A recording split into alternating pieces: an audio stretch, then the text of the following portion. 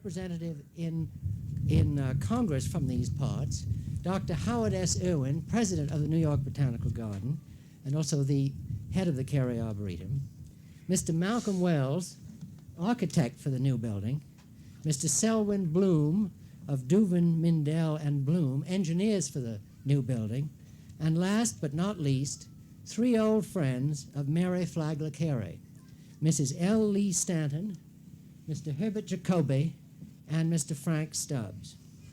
In the audience, we have the Honorable Robert Lowe, who is the administrator of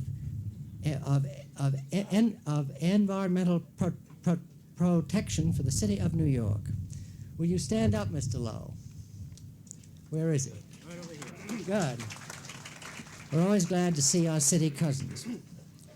We also have many other elected representatives and other officials of the county, town, and village governments of this area. And we're particularly pleased to see Miss Louise Tompkins, who's the town historian, who's come to this session today. Helen Stanton, with Messrs. Jacoby and Stubbs, and the late Edward S. Bentley, as trustees of the Mary Flagler Cary Charitable Trust, they are responsible for the creation of the Cary Arboretum, and also for permitting the New York Botanical Garden to act as midwife, nurse, and now young parent of this fledgling institution. It is generally believed that an arboretum should have four main thrusts. It should be concerned with the role of trees and shrubs in the landscape from a scientific, horticultural, and aesthetic point of view. It should have an active concern with the enhancement of the civilized landscape. It should serve the public and help others make use of what it knows. And it should be a permanent field station using its living collections and its natural areas for monitoring long-term changes of an ecological nature, especially as urbanization of the region increases. The Cary Arboretum's living collections, educational programs, and research work will not only reflect these four goals, but will also do much more, as you will learn this afternoon. When all is said and done, there should be no other arboretum like it in the United States, or for that matter, in the world. The New York Botanical Garden is thrilled to be associated with the Cary Arboretum and its development, and is immensely grateful to Mary Flagler Cary and her trustees. It's grateful in general for this chance of a lifetime to do its particular thing, and grateful in particular for the pioneering spirit that led them to support this pilot venture that is about to begin. Howard Irwin, will you please tell us something of what is to come?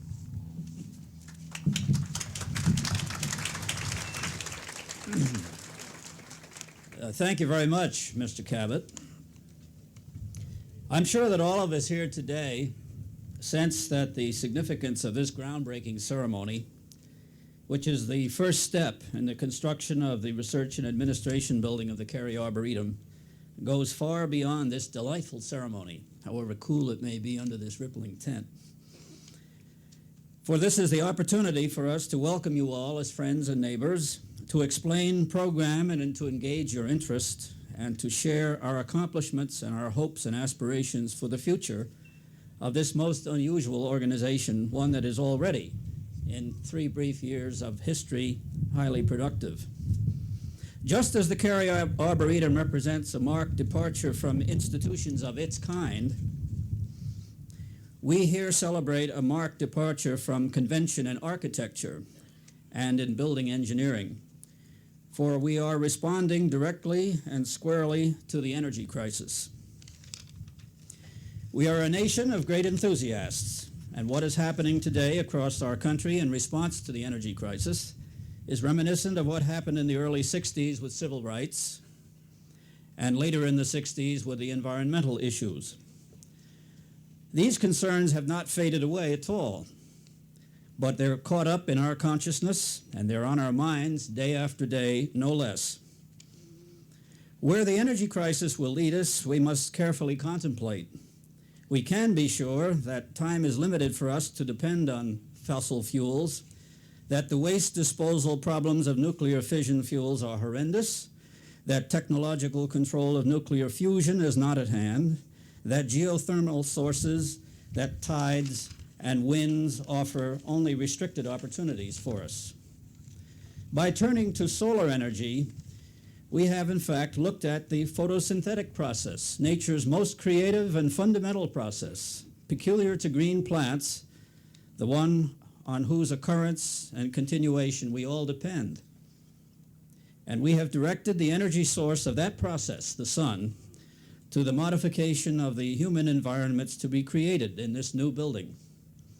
We are bringing the sun down to earth, so to speak.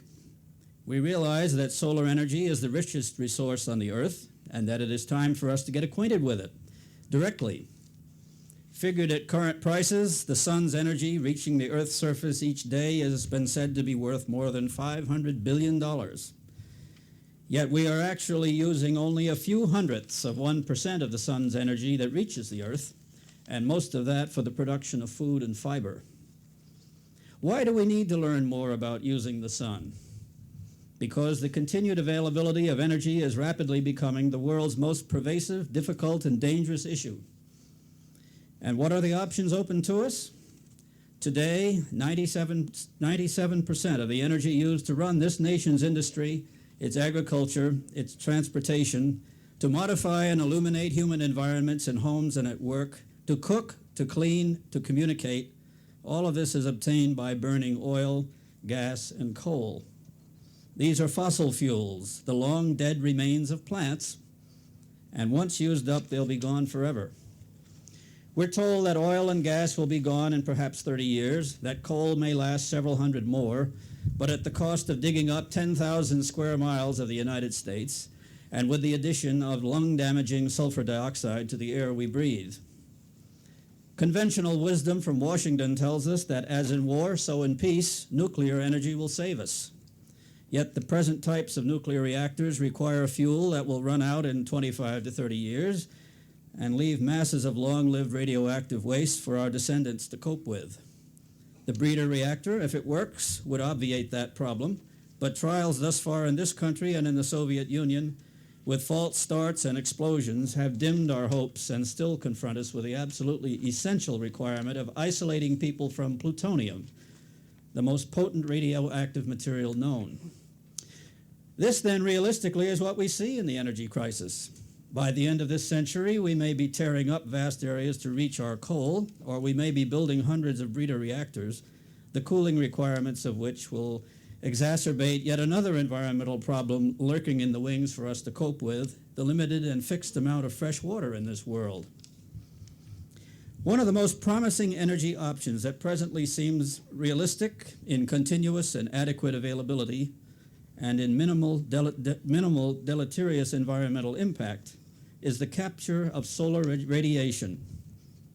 As Farrington Daniels, who will come to be known as the father of solar energy application in this country, wrote a decade ago, "There's no gamble in solar energy use.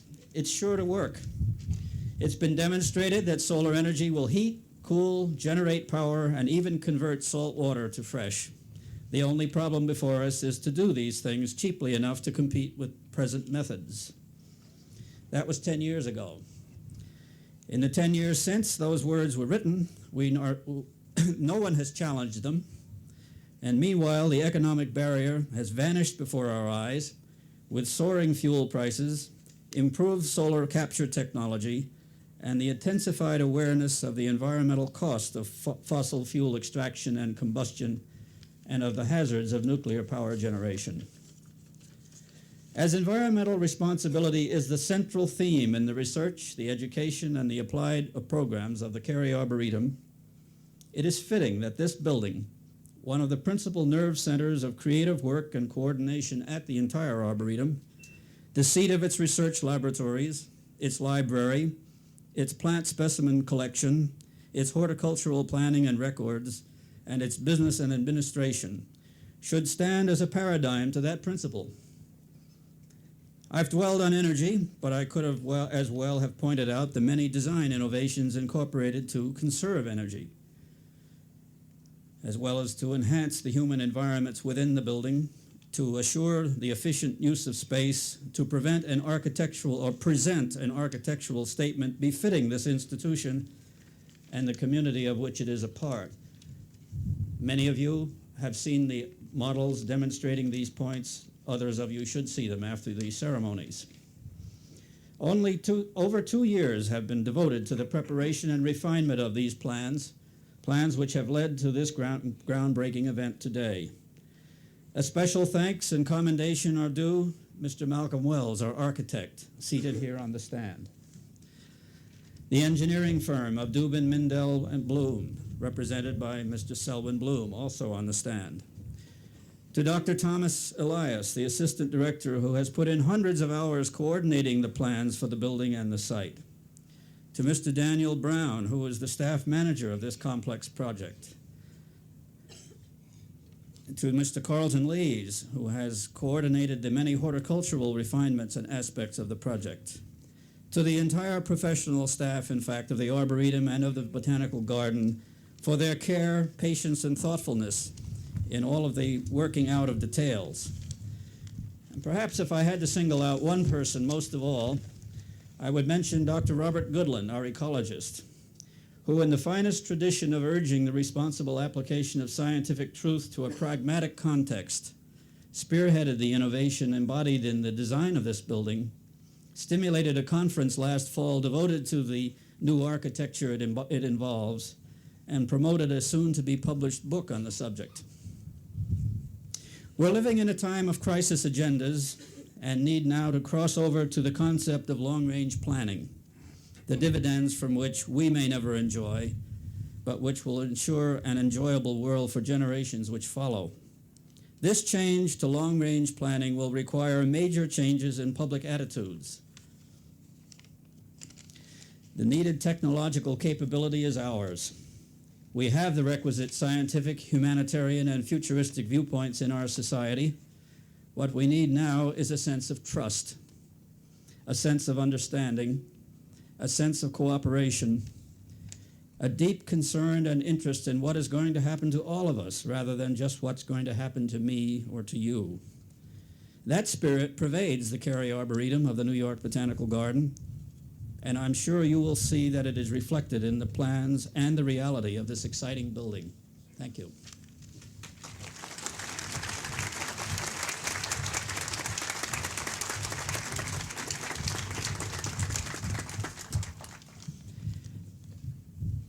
All of this, the Cary Arboretum, the diverse programs that it conducts, and the facilities needed to house and support these programs, has depended upon the commitment, the faith, the encouragement, and the support of the Mary Flagler Cary Charitable Trust. The Arboretum was created as a seat of research, a testing ground for plants needed in diverse human environments, a spokesman for the communion between man and plants, and an instrument for the solution of environmental dilemmas in which expertise in plant science looms large. The Cary trustees have not only provided the physical and financial means for us to pursue this complex mission, but have been stalwart supporters through these years of growing pains. Their enthusiastic support has provided us with what is unquestionably the outstanding opportunity in the entire field of arboretums and botanical gardens in this country. It therefore gives me the greatest of pleasure to introduce to you Mrs. L. Lee Stanton, trustee of the Mary Flagler Cary Charitable Trust.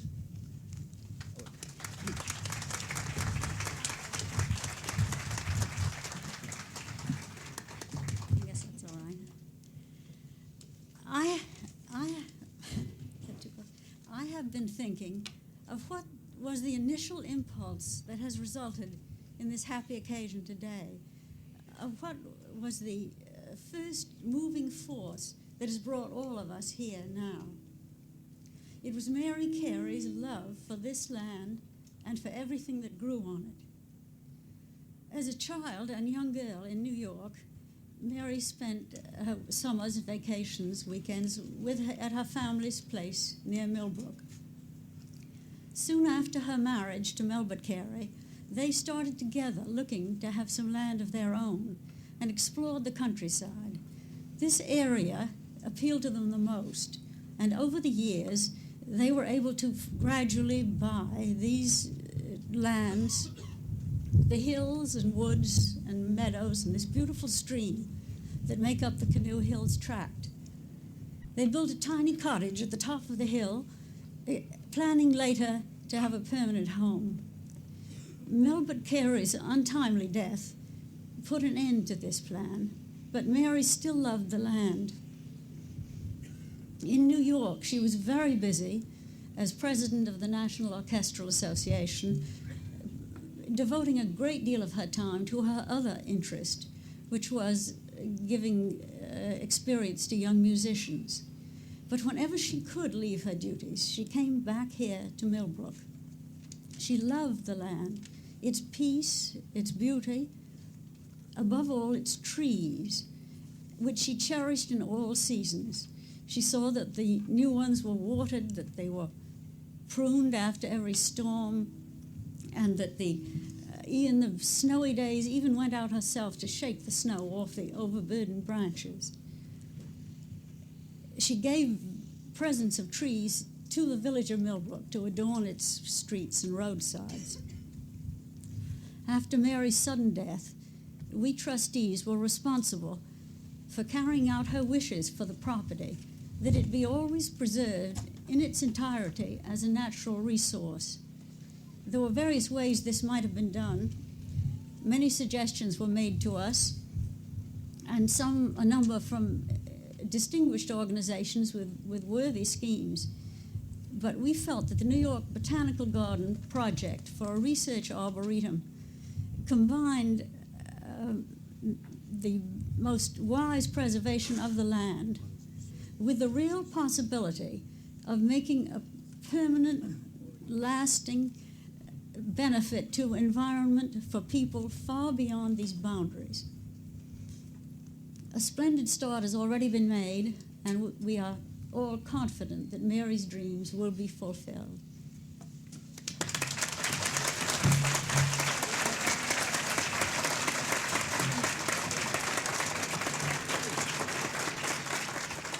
Thank you, Aaron. Thank you so much. Almost from its inception in 1971, the Cary Arboretum has been active in environmental protection and remediation outside its physical domain. The development of techniques for the management of vegetation and wildlife beneath electrical transmission lines in the state, the development of criteria for endangered species recognition and protection inside and outside New York State, the preparation of standards and details for the landscaping and management of public places in Dutchess County, and much further afield, the anticipatory assessment of many types of impacts of hydroelectric dam construction in Latin America and of highway construction in the Amazon Valley, exemplify the extent and diversity of the Arboretum's participation in environmental issues already. We're fortunate indeed to have with us today Congressman Hamilton Fish, Jr., representative of the 25th Congressional District of New York, thoughtful, aggressive leader in the environmental movement, and the author of many bills relating to wildlife protection. Oh dear. Please remain seated. It's just a fire in the grass. Please remain seated.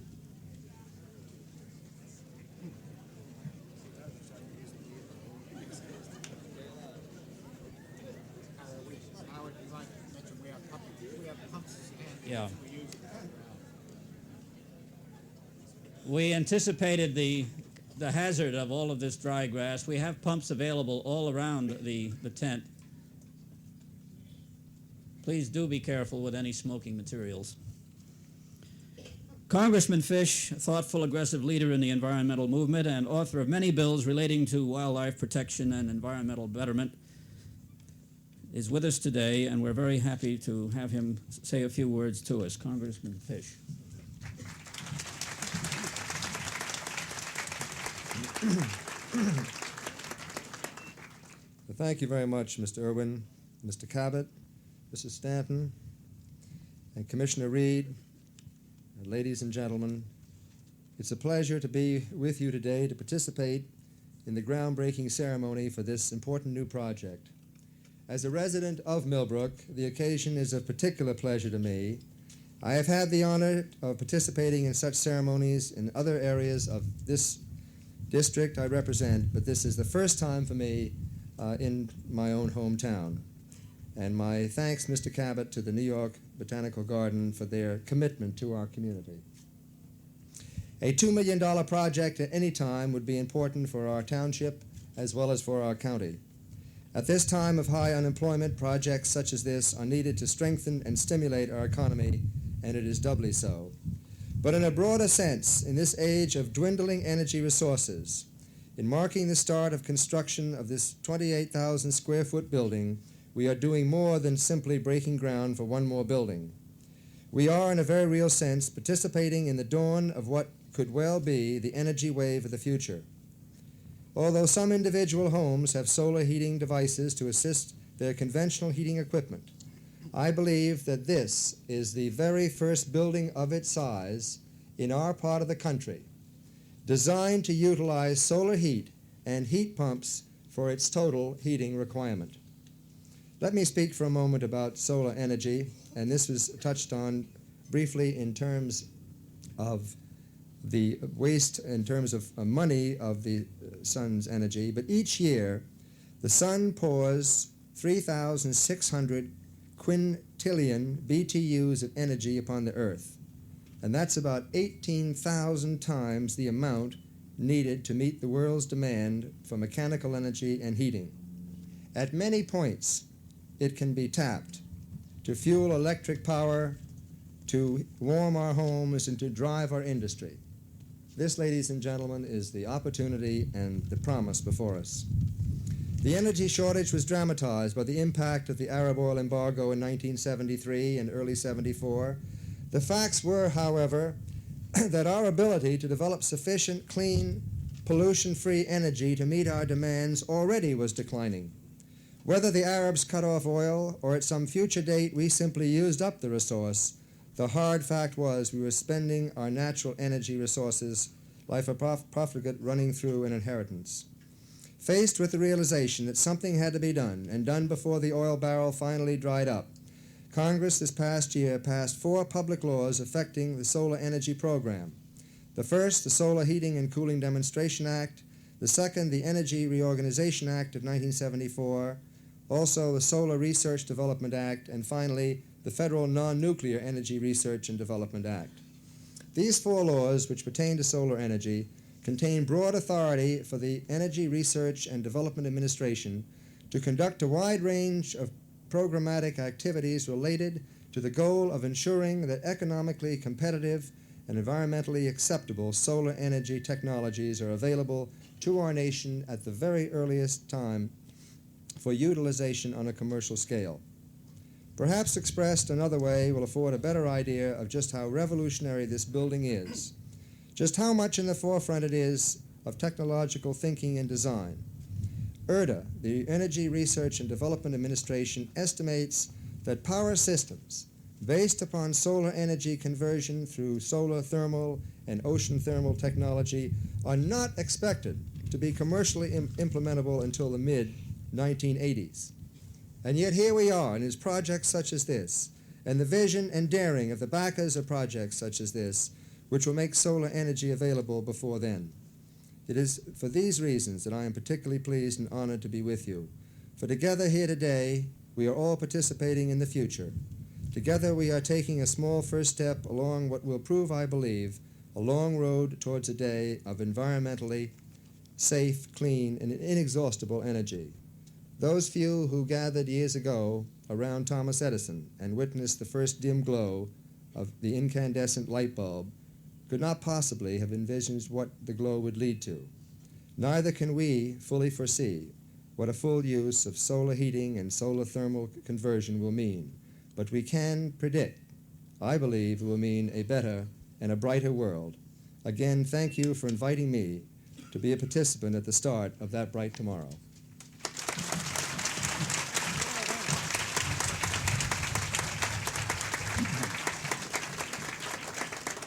Thank you. We are honored today to have with us New York State Commissioner of Environmental Conservation, Ogden Reed. Commissioner Reed has embarked on a many-faceted crusade for the abatement and prevention of pollution of air, water, and land, and for the protection of non-renewable natural resources. Of the many articles of legislation he has brought before the legislature are a state version of the National Environmental Protection Act, means to protect the biological productivity of the freshwater wetlands of New York State, criteria for the identification and designation of critical resource areas in the state, provision of full legal recognition to conservation restrictions essential to the preservation of natural landscapes, and as a means of dramatizing the importance and heightening public consciousness of our native wildlife, proposing the American beaver as the official state animal and the speckled trout as the official state fish. In short, Commissioner Reed is this state's energetic partisan against acts deleterious to the fish, wildlife, vegetation, water, land, and air resources upon which we all depend. Commissioner, we're delighted to have you with us today.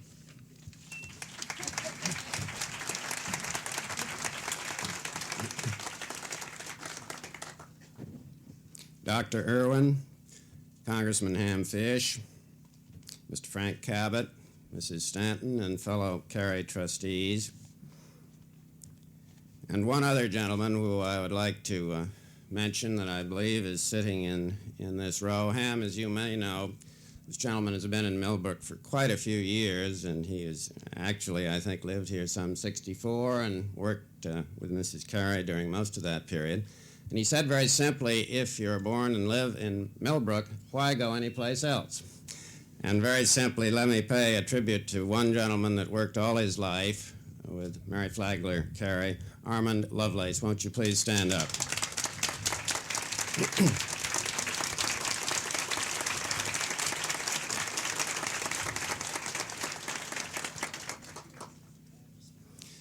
Dr. Irwin very kindly mentioned the beaver and the brook trout. I might say that we have another habitat problem and a problem of a rather important endangered species. It happens to be the eagle. In this state, I've had various reports, but the best one, or the most interesting one to tell, is that we only have one resident eagle and about 50 visitors.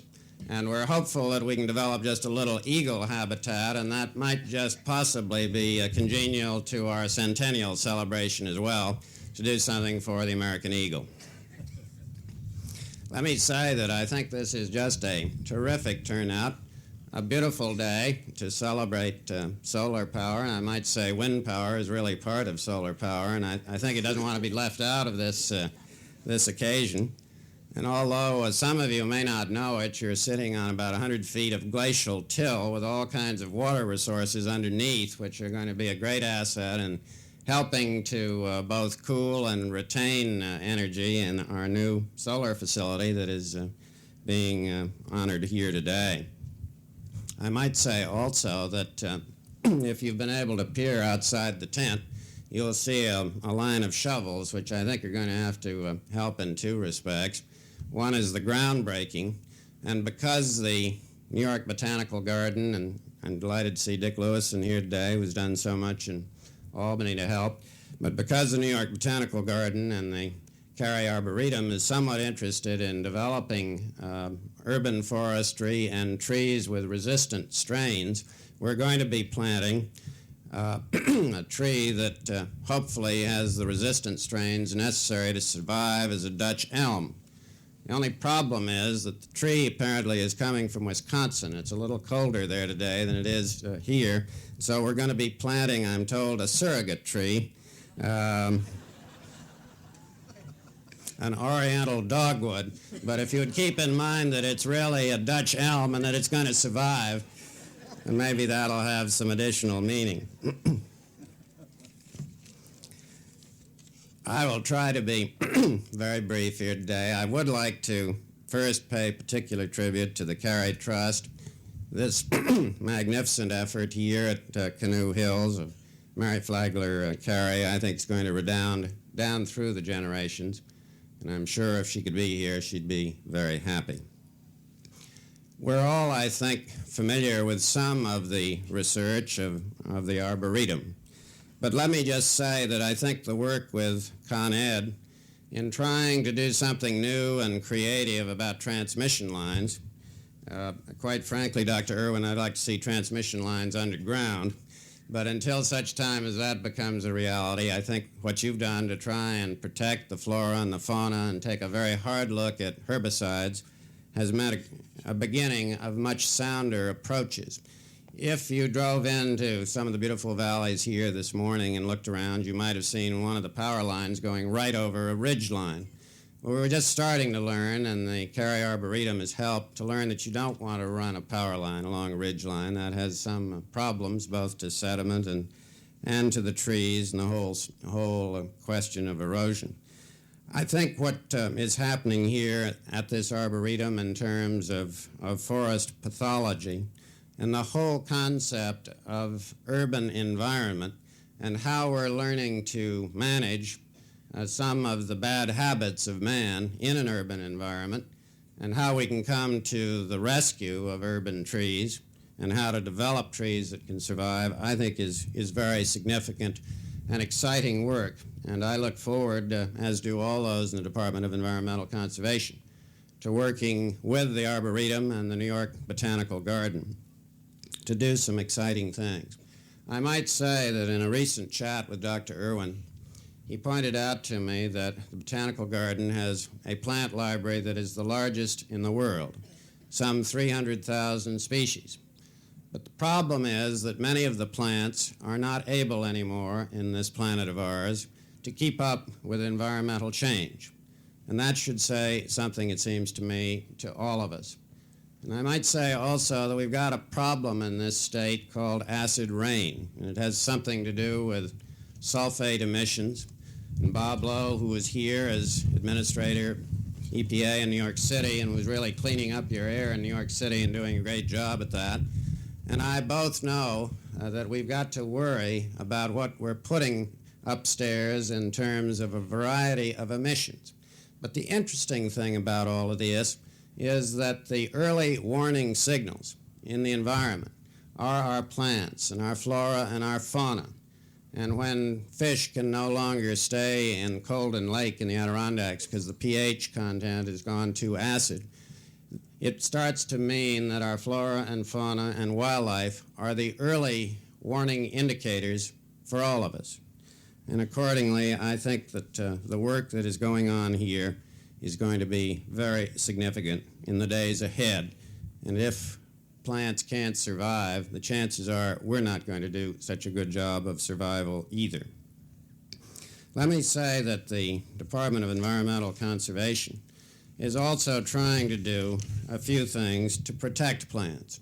As you know, a law was passed by the state legislature last year that sets up a protected plants category. We've listed 34 thus far that are vulnerable, like trillium and like the mountain laurel. And we're today considering a number of others through a panel of some 28 botanists. And to those of you in the audience today, you might let me know if you're inclined whether any of the following ought to be included in the endangered plant species: rosewood, white adder's tongue, Cuban switchgrass, slender sea oat, northern wild rice, smooth bellwort, coastal sweet fern, southern wild ginger, perennial glasswort, monkshood, sweet bay, or wild hydrangea. They're all applicants for being considered as endangered plants. Finally, let me say just a word today about energy, because it seems to me we're particularly concerned about that.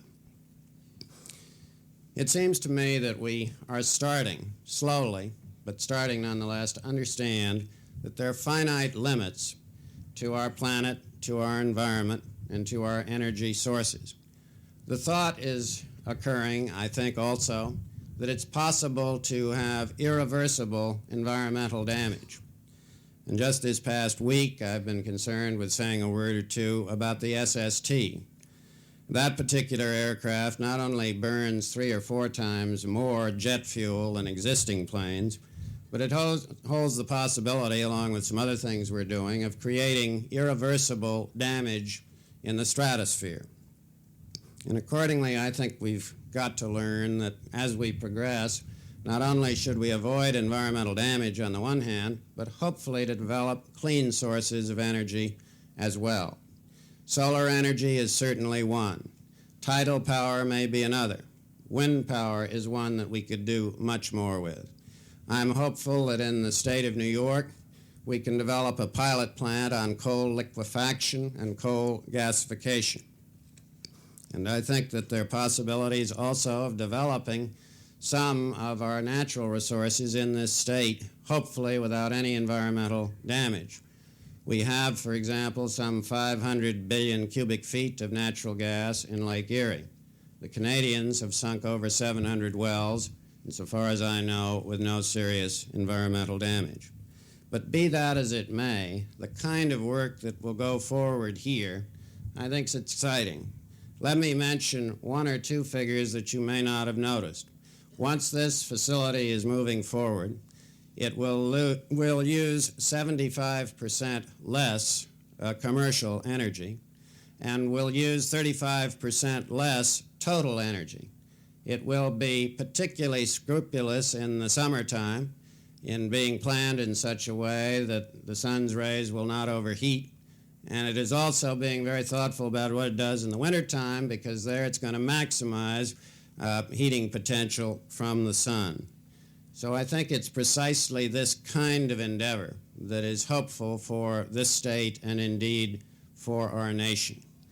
But above all, I think the Cary Arboretum and the Botanical Garden and the generous efforts of Mrs. Cary in the past being carried on by the trustees today represent a certain harmony, because here we have a facility that has been designed to minimize in any way damage to the environment. They're going to be very thoughtful to the rabbits. I hope some kind words will be said to the deer on the property and that you'll do some good habitat management there. There are going to be exciting things for the flora and the fauna, and with it all, you're going to be pointing the way for new leadership for energy that is clean and hopeful and efficient. And I think that that is an exciting kind of endeavor, and even the wind is nodding its approval today. Thank you very much.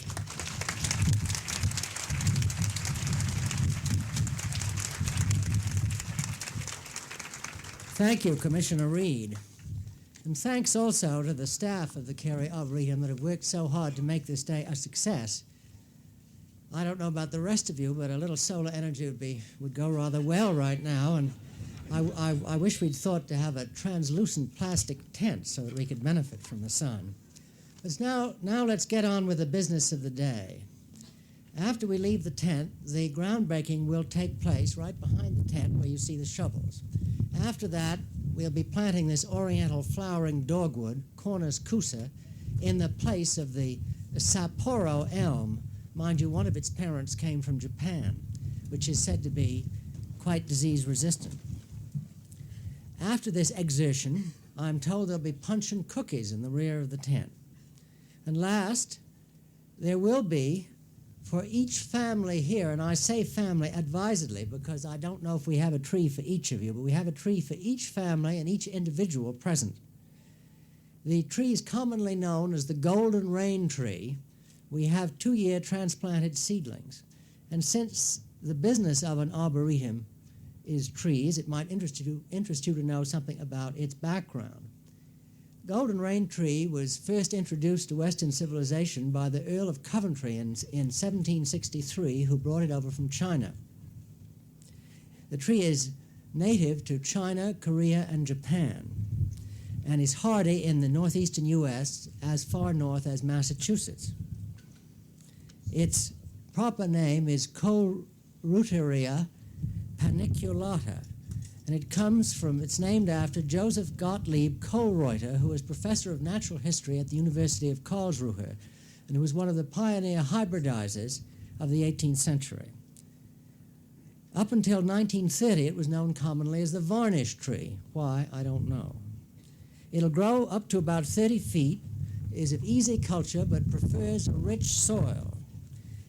In early July, it bears panicles of golden flowers that are up to 1.5 feet long, and that turn in the autumn into bladder-like, top-shaped fruits that contain round, jet-black seeds rather like buckshot. It may be used as a single ornamental specimen or mixed with other genera in the woody border. It's also the kind of little-used ornamental tree that the Arboretum hopes to promote and further in the future. In any, well, the best of luck with it, and in any event, as you walk around, think of what is to come and of how pleased Mary Flagler Cary would have been to know it was happening. Thank you very much.